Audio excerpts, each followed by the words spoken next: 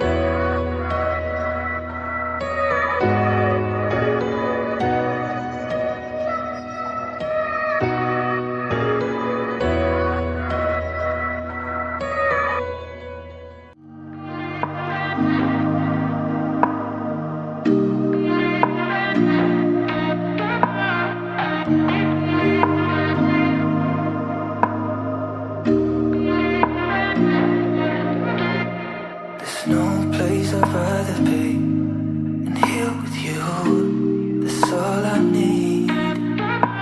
There's no one I'd rather see close to me. That's all I need. If I could stay, then I will stay here forever. If you're meant to, then let's be the best together.